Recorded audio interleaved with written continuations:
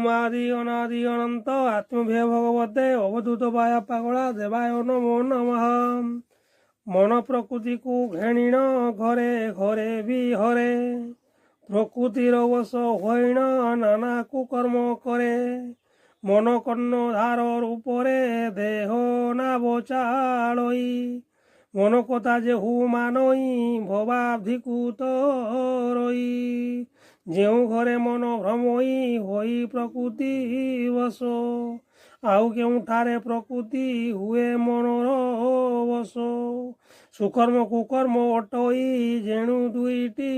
ପଥ ସ୍ଥଳ ବିଶେଷରେ ମନଟି କରେ ନାନାଦି କୃତ୍ୟ ଯେଉଁ ଘରେ ମନ ବିହାର କରେ ଜାଣ ହେତୁରେ ନବଦ୍ୱାର ତହିଁ ଲାଗିଛି ପୁଣନ ସ୍ଥାନରେ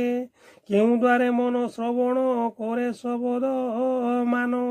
କେଉଁ ଦ୍ୱାରେ ନାନା ପଦାର୍ଥ କରେ ଅବଲୋକନ କେଉଁ ଦ୍ୱାରେ ପୁଣି ପ୍ରବେଶୀ ବାୟୁ ସେବନ କରେ ପାନ ଭୋଜନ ଆଦି କରଇ ବସି କେଉଁ ଦ୍ୱାରରେ ମଳମୂତ୍ର ତ୍ୟାଗ କରଇ ଯତ୍ନ ଦୁଇଟି ଦ୍ୱାରେ ମନଠାରୁ ଓଳି ବଶିଷ୍ଠ କେବା ଅଛି ସଂସାରେ ଏହି ମନ ସଙ୍ଗ ହୋଇଲେ ବୁଦ୍ଧି ବିବେକ ଜ୍ଞାନେ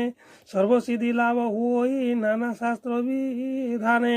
ଅଦ୍ଭୁତ ଅଟେ ଏ ଭବେ ମନୋରଜେଶ କତି ମନ ହେତୁ ନାନା ପ୍ରପଞ୍ଚ ହେଉଅଛି ଉତ୍ପତ୍ତି।